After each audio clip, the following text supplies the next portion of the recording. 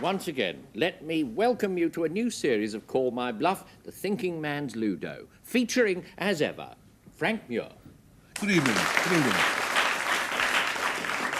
My first guest is new to the programme, which is always nice, and from time to time we pillage other programmes which we particularly like for our guests, and tonight is no exception. For from Nationwide we have Sue Cook.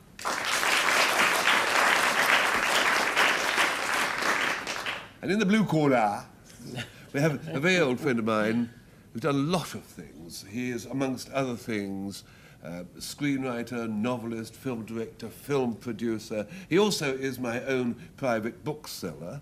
It's Bryan Forbes. And poet and lover, Arthur Marshall. Good evening. Very glad to have on my team tonight. On my left, the delightful actress Nanette Newman. And on my right, the equally delightful Paul Eddington.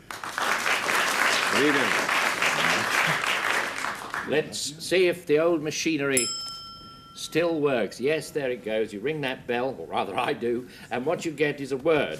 This word, clinch poop, the first one, is something that Frank and his team are going to define 3 different ways. 2 of the definitions are no good, one of them's all right, and that's the one Arthur and co try and pick. So, clinch poop. Frank? I think my definition is no good either. It's, clinch poop is an old, rather contemptuous term for a chap who lacks social airs and graces. I mean, there's a stately home and there's a shooting party for a long weekend, and suddenly they notice that one chap is cleaning his suede shoes with his hostess's toothbrush.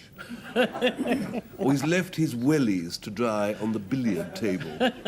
Or he's picking his teeth with the butter knife. Well, one chap will turn to his Grace and say, "Don't you think old Marshall is a bit of a clinch poop?"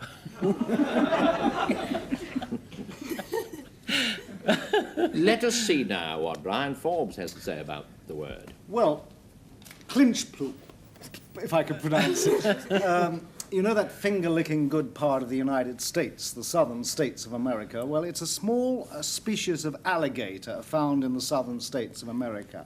It's probably more properly called, if I can pronounce it correctly, Boreas americanus. I'm sure you could say that much better than me, Arthur. And for your further information, if you really want to check on me afterwards, read Mark Twain's Life on the Mississippi. Yeah. You gave that Latin definition a distinctly Mexican tang. Yes, I did. That was for Arthur's benefit. Oh, it Very was good. splendid. Splendid. I do admire it. Well done. I think we'll invite Sue Cook to have a little go now. Well, a Dutch tang, actually, because clinch poop is pronounced clink perp, if I've got it right, and it's an old Dutch town. And in the 17th century, clink perp made and exported a special kind of malted vinegar, which they sent to Britain, and on the label it said clink perp, or we pronounced it clinch poop, so it's become known as clinch poop. It's a kind of vinegar. So this is what they say clinch poop means. It's a sort of alligator, sort of vinegar, and the kind of chap who would fan his tea with his overcoat. I think that's what Frank was trying to tell you. Arthur, it's your choice. We're agreed, this side. Old Dutch vinegar, clinch poop. What a terrible name. I can't think it's that. And a small alligator, which appears in the works of Mark Twain. It's not possible. Beautifully you did it. So You heard the sound of the miraculous. Absolutely, so convincing, so convincing. I think, to start off the game, I think it's dear old Frank. Dear with old... his hobbledehoy, picking his teeth and leaving wellies on the billiard table. Well, he did say that clinch poop meant a cad or outsider. Frank, were you teasing?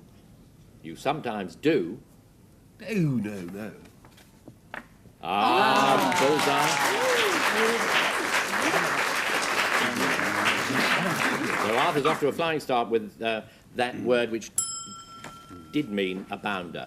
Boxty is the next one, and Arthur will define it for you.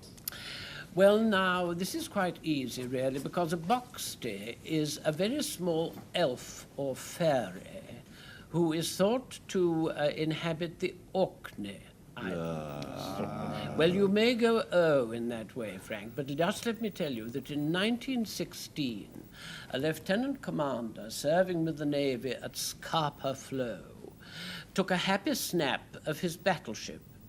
And in front, when the print appeared, in front was a sort of messy sort of shape, like a little tiny elf or fairy.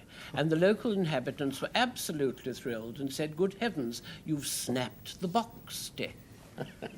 It was a happy ship, was it? It was a happy ship. So that is what Arthur says. Let us try Paul Eddington. Yes, boxty is in fact pronounced box-tie, and it's the Rolls-Royce, as it were, of tortoiseshell. It's a very superior sort of tortoiseshell, sort of amber, honey colour, and comes from a comparatively rare turtle that inhabits the Japanese islands. Just There's nothing I can add to that. Just the words comparatively rare turtle that I'm going to file. But I'm going to ask Nanette to do something for us now. Well, boxty is a type of home-baked bread that's eaten in Ireland. It's made with flour and grated raw potato. Now, there are two kinds of this boxty bread. There's boxty on the griddle and boxty in the pan. And a boite of boxty is the traditional Irish fare, which is eaten at the ancient feast of Halloween. It's what you give me. Very good, too. I think there's a bit of everything in there, Nanette. Anyway, it's Irish bread, she says, of a certain sort. Tortoise shell, very good stuff, and an elf from Orkney. Frank's choice. Boxty on the Griddle is a town in Ireland. Very well known. It's just up the road from Boxty in the Pan. So it can't be home-baked bread.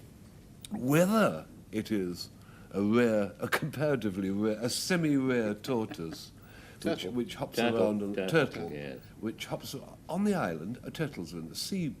They inhabit the islands. Yeah. They sometimes come out. Or whether it's the Orkney elf snapped on his Boxty camera by the naval commander. Rubbish, sir. We've run out. Oh, no, it's the tortoise shell. You think it's the tortoise shell, the Flash the comparatively true rare card, lad. turtle, Paul Eddington, true or bluff?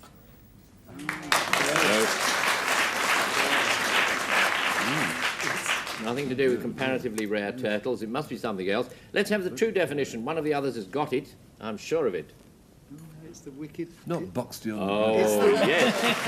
It's the wicked Nanette Newman. Certainly is. Irish bread made out of flour and potato. 2-0 so far. Shuffy is the next word. Bryan Forbes, tell you about it. Well, actual fact, I think this is rather an easy one because Shuffy, as I'm sure Paul knows, is in Victorian times, pavement artists, they did, red sails in the sunset on the pavement and coloured chalks and that. Well, if the actual artist felt in need to, go to the boozer, he would leave some decrepit assistant in charge who was always known as the Shuffy. It's a Cockney expression, Victorian pavement artist assistant, a Shuffy.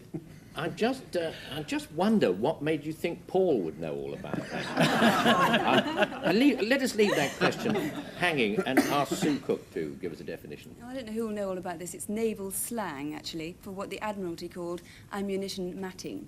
And Shuffy is naval slang for... The thing is that warships have metal decks, you see, and if you're taking on board all this ammunition, which is in metal cartons, you're going to get sparks, or the danger of sparks, which could be very nasty. So you put down this coconut fibre matting, which is called a Shuffy in naval slang, or ammunition matting in the Admiralty. It's regulations. What a good idea. Yes, yes. What a good No idea. ship should be Frank, without will you give us a definition? There's a good soul. Shuffy, or Northumberland Dun and the Wash, Shuffy, is an adjective seldom heard outside the brick-making trade. A brick can be said to be shuffy, or north of the line, shuffy, when it's been baked too hard. They've overdone the firing process, you see. Oh, when they get all the bricks out of the furnace, it's gone brittle, terribly brittle. You can't build houses with a brittle brick. I mean, otherwise they're liable to shatter. So you've got to throw them away. Shuffy, or below lined wash, shuffy is an over-brittle, over-baked brick. You could have a shuffy apple pie. Not very nice, though. Who would have guessed there was so much drama in a brittle brick? Well, that's what he says. It is a brittle sort of brick. Naval mat, I mean, put so that you don't slip when you walk about, and a sort of deputy beggar. That indeed, it's Paul Eddington's turn. He allegedly knows all about it. I know, I can't pretend to know all about it, but I can't help feeling that I'm being given hints here, but... well, now, I'm not so sure, you see, because... Oh, yeah, actually, I agree with you. Yes, let's return to our mouton. I feel sure that if, you see, modern brickmaking, they don't overbake bricks. And I feel sure that other compilers would have said something about it being an archaic word, if that were the case. And as for the pavement artists, well, when I was a pavement artist assistant, I was never known as a shuffy. I don't think Terrible when it rained, wasn't it? Yes. Washed out all the colours. Yes, all went. No, I think, as I know nothing whatsoever about it, it seems most likely to me to be naval matting. The mat put on the battleship. Sue Cook gave that definition. True or bluff? Oh! Yeah. Nothing whatever to do with that. Who gave the true definition of this word, shuffy? Ha ha ha.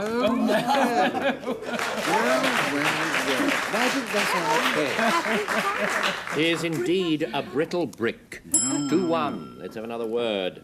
Muktuk or muktuk is the next one. Paul Eddington, define it if you will. Yes, it is in fact muktuk, and as the word suggests, it's Burmese, and surely that's evident, isn't it? It's the name of a small fly that inhabits the interstices of an elephant's ear. It has particularly sort of friction pads, sticky friction pads on its feet. Have our flies got feet, but, you know, at the end of its legs? Elephants have. Yes.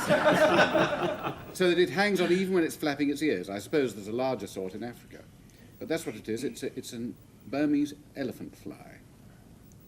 Burmese elephant fly. Right, Nanette's turn. What does she say? Well, I wish I was wearing a muktuk at the moment because it's a very beautiful garment worn by the Kuna Indian women of Paraguay, naturally for ceremonial occasions. And I can describe to you what it's like. It's material that is appliqued on itself, and the style is worn in tiers, so that each tier... No, not that sort of tier, Frank. Tiers of cloth, Frank, so that each one reveals a new and wonderful contrasting colour underneath. It's quite exotic and beautiful. Mm-hmm. Uh-huh. But you've got to go to Paraguay to see it. Anyway, Arthur's turn now. Well, now, contrary to general belief, Eskimos don't live entirely upon blubber and dried fish. They very much like to tuck in, if I may so phrase it, to muck-tuck. And as you probably know, muck-tuck, just beneath a whale's skin, there's a thin layer of fat. Well, thin or thickish, it depends on the whale, age of whale. And it's rather rubbery in texture, but is said to be, for Eskimos, perfectly delicious, and is said also, and this is really rather peculiar, to taste of hazelnuts. Muktuk. Better than living in an elephant's ear, I suppose. I wonder how the Eskimos know what hazelnuts taste like. Yes. Good question. I exceed my brief. I should now tell you that it's a fly in an elephant's ear. It's a sort of a blouse from Paraguay, and it's whale fat. Brian, your choice. Well, it's an interesting choice, isn't it? We've got the tuck and eye over there. Arthur with his Eskimo McDonald's, and my wife with her beautiful layered garment. I rather fancy Nanette in a muck tuck, I think. So, I don't know. I think you sort of wavered a bit. The ears flapped a bit too much at the end, but that could have been nerves, of course. Arthur, gosh, it's between Paul and Nanette, and I'm going to plump for Nanette, because if it is, I want you to go out and buy one tomorrow. She's going to have a long way to go, though, all the way to Patagonia. Was it Nanette said it, true or bluff? Darling, I'm sorry to disappoint you.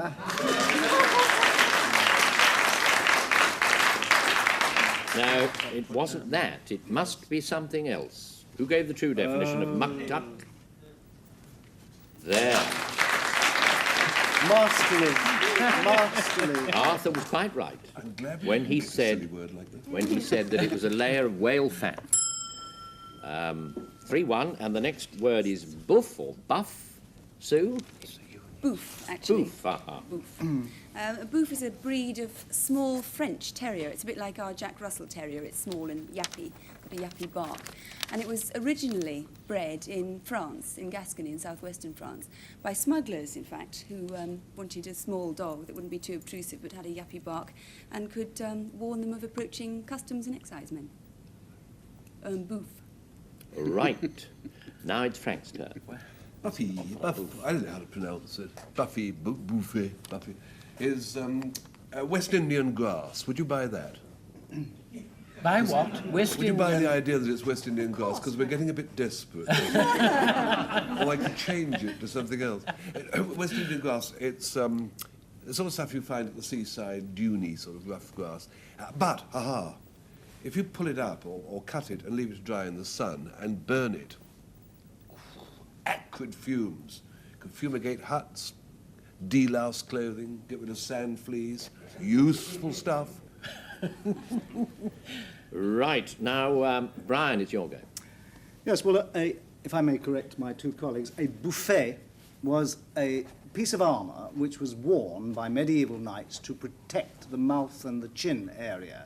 It had a lot of little perforations in it so they could occasionally suck things through a straw or possibly give a lady love a very platonic kiss because, you know, it protected the mouth and the chin. It was a piece of armour, a buffet. Oh, didn't Yeah. you make Alfred de didn't you Musset. make it live? He called his Wasn't cat that good? Buffet. Yes. You made it live, old chap. Did I? It was Yes. Let me remind you what they all said then. It's a sort of French dog. It's a grass put to many uses, and it's chin armour that you can kiss someone through if you feel like it. Nanette Newman is to choose. Can I just have a little quiet I tell you conference? what would be I very don't see good why for. not. Would be straining China tea. It would, yes. Yes. It's got large bits with China tea. Now, True. now let me think. I think we'd better return to the game.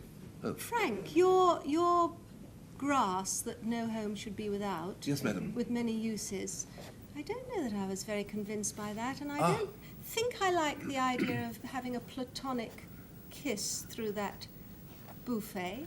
You don't like the idea, darling? Not very much, Brian. I have to. You don't wear your muck tuck and I won't kiss you through a buffet. Let's keep the quarrels to the I home. rather fancy Sue's small terrier that was bred for smuggling. Definitely not Frank, Brian and Sue. Oh, I'm in a quandary. Well, you're I'm supposed going to to- be. Well, why don't you guess like everyone else? I think it's Sue with her terrier that was bred by smugglers. She certainly said that. Sue Cook, true or bluff? No, she was just pulling your leg. Wasn't a dog of any sort. Who gave the true definition of Oh, boof? it is. Buff? Going Buffy? to snuff it?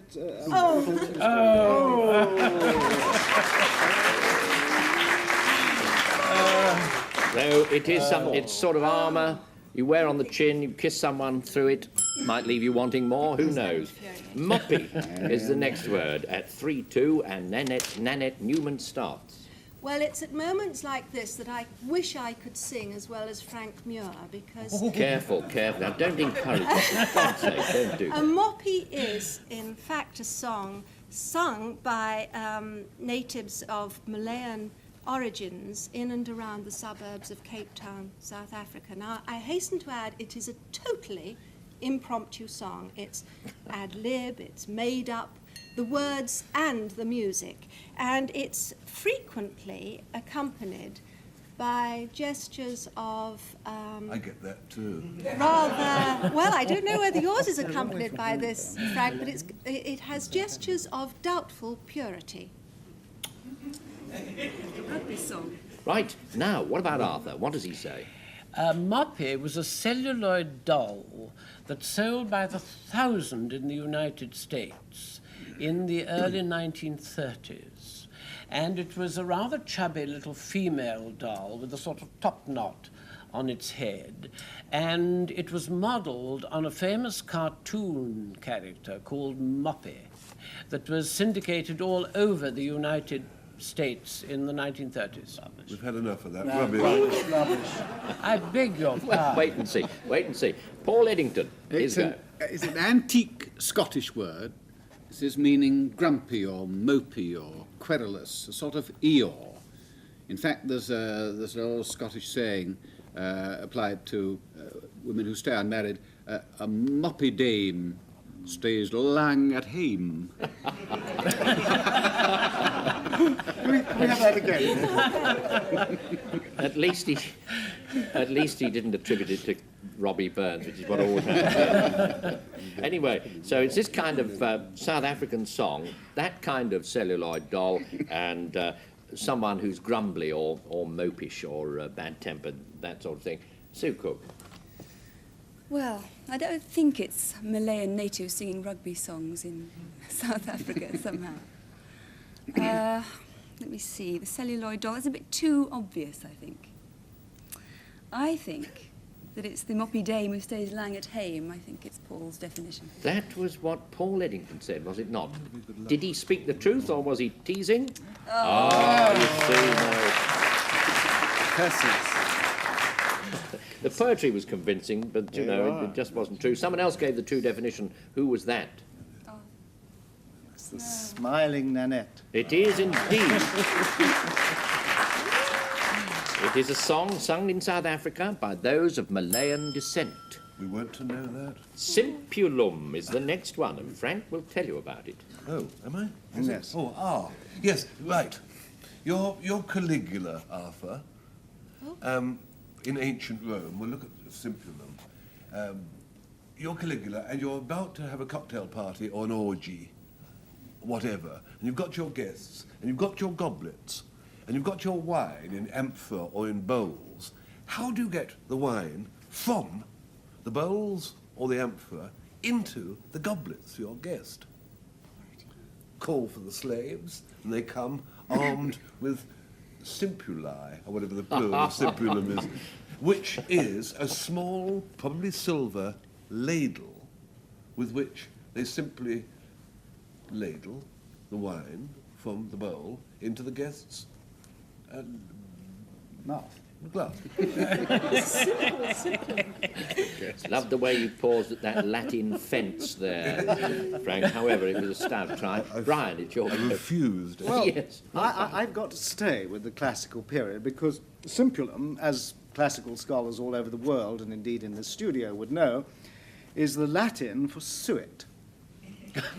You know, stuff that's used for puddings and your Boxby bread or whatever it was.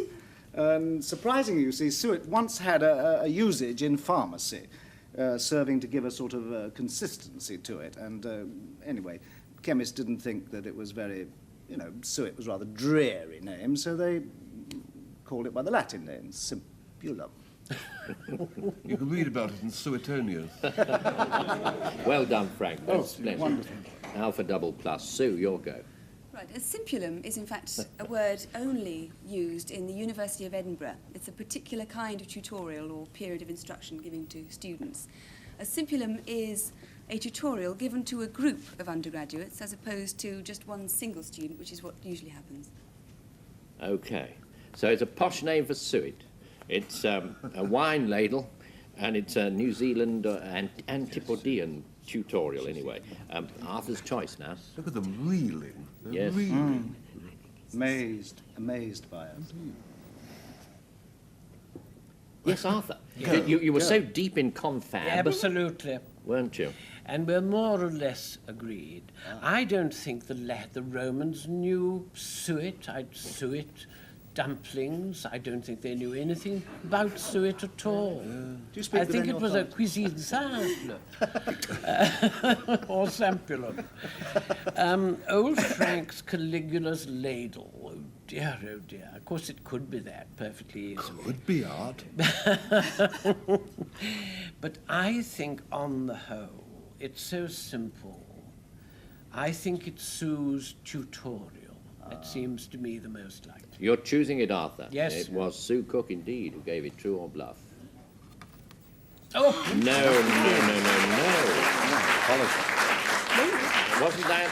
Let's hear whether it, after all, had anything to do with suet or not. little Who dumpling. gave the true one? Here it is. Oh, it's And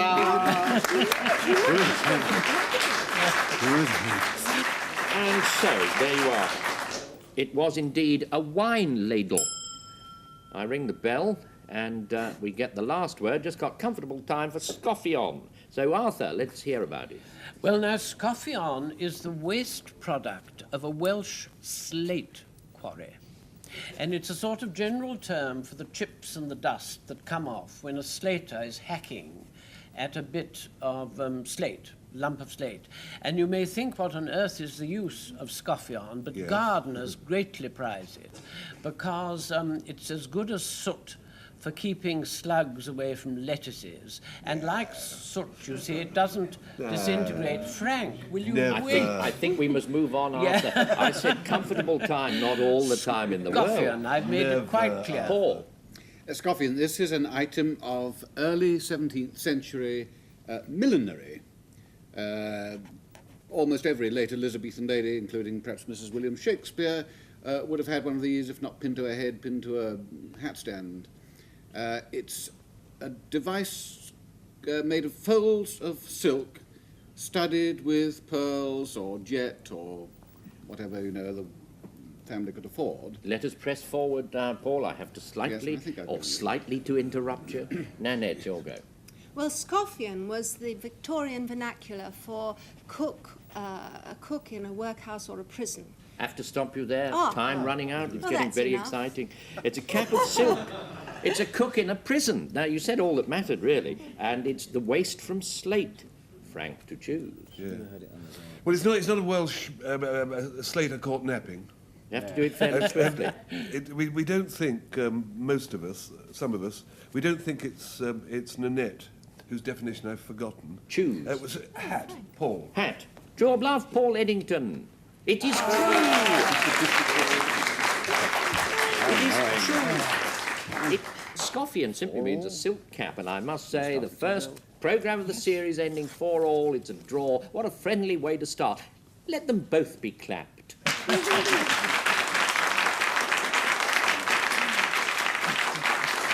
And so then, we'll be back next time with some more 78s from the Oxford English Dictionary. Until then, goodbye from Bryan Forbes. Goodbye.